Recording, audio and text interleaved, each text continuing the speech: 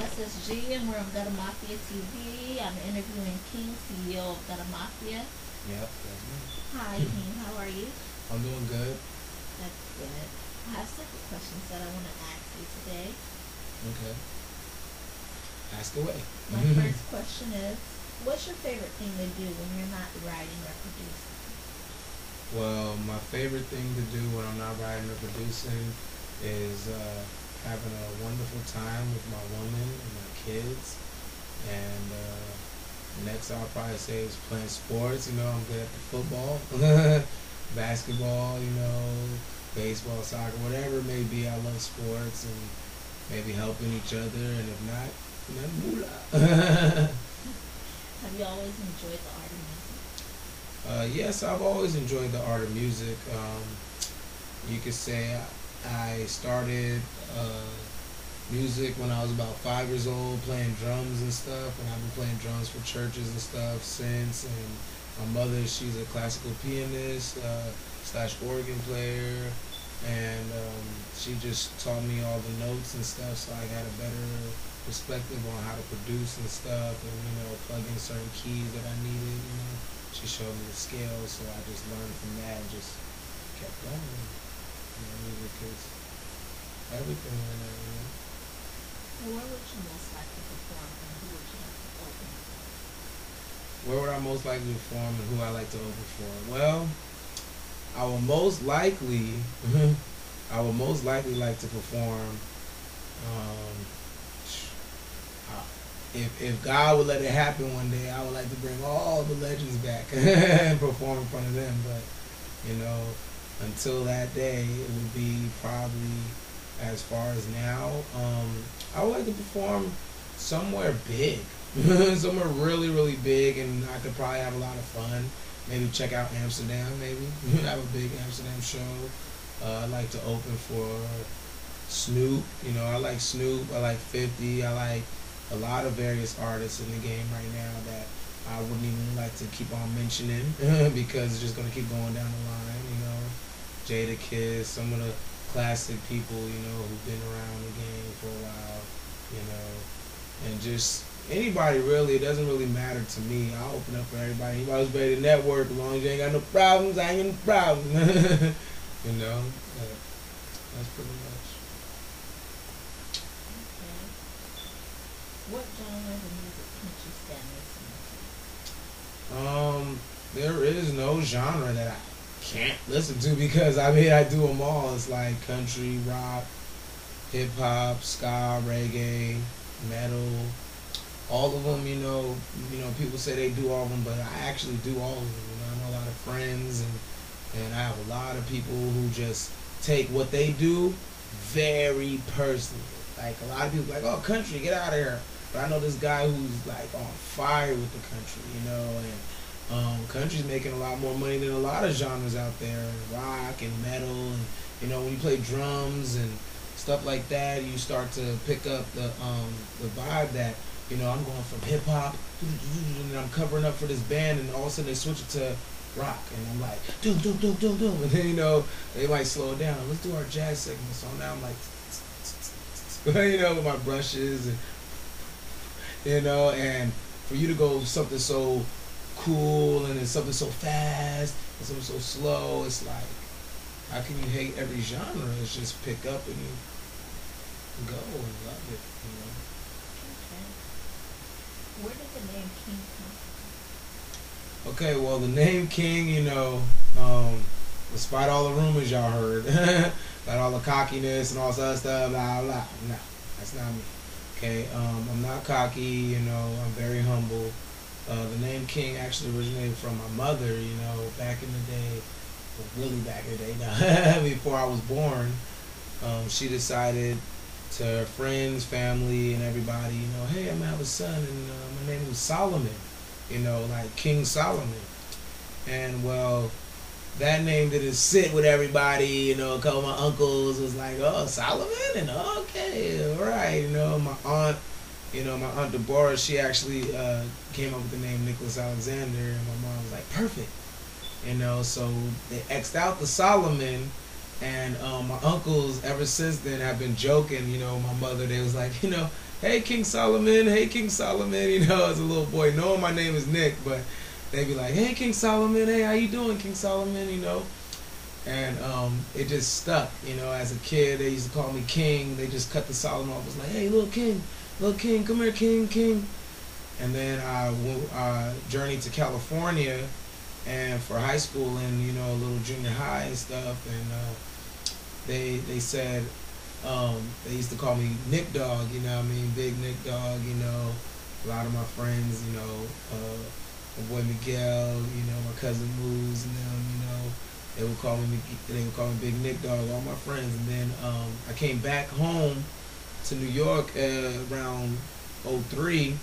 I went to college and stuff, and I dropped my first mixtape. I started recording in '02, so '03 I dropped my first mixtape, and it was '03, '04-ish, and it came under the name King Nick Dog. You know, I combined both names because I felt like, you know, it's me, you know, and first, you know, mixtape, music thing, I wanted to be me. So if they didn't know me as King like that, you know, they would know me as Nick Dog. So Nick Dog King, you know, and it kind of went on, and King, everybody in New York was still calling me King, and I was just like King, King, King, King, King, and, you know, just kept on growing as King. I kind of dropped the Nick Dog more and just came more King, you know, but people still call me Nick Dog, you know, so that's where the origin King came from. And remember what I said, '02, '03, so any biters, y'all know. Okay. One and only. How would you describe what King does? Well, King, you know, he does a lot for people. I'm not even gonna lie, you know. You kind of read a couple definitions for a king, you know. It says that he kind of puts people in front of some of his fears of things to do. But the king that I know or I've become, he looks out for people a lot because he doesn't want to see people, you know, on that lower level that people try to put you on, you know. He tries to put the low man up here and some of the high men down there, or if anything, try to even them out. And as far as me, what I've been doing because of that name, I kind of just been sticking it out. Started this record label in '05, Gutter Mafia. Then, you know, I got Gutter Mafia Family Records, to be exact. And then I started this clothing store.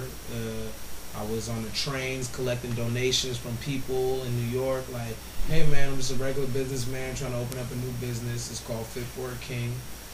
And, you know, they all was kind of, you know, snickering, making little jokes, but they donated and helped, and now it's an online store. You know, we had a location, but we got a little, you know, little altercation, but it wasn't nothing big. And now it's an online store on the GuttermafiaTV.com website. And we're doing big. We're branching into Fit for a Queen is the women extension, and we're just posting daily, you know. So, and you know, just been sticking up, looking after people. So. Okay, you heard that, GuttermafiaWebs. Okay, so do you ghostwrite for any other artists? Yes, I do ghostwrite for artists. I am a songwriter. Currently under BMI also, I guess you could say, and I'm not gonna disclose any artists who I ghostwrite for though, because, you know, I want you people to view them as who they are. You know, people take pride in their songs, and sometimes I don't really write a whole song for a person. Sometimes I might just give them the concept of the idea, or maybe write a first verse for them and let them finish off the other verse, or, you know. So I don't want to really say that it's really me, because sometimes it be their ideas or it be their things. They just want me to help them, excuse me, from their writer's block and things they have like that. You know? Okay. Who are your influences?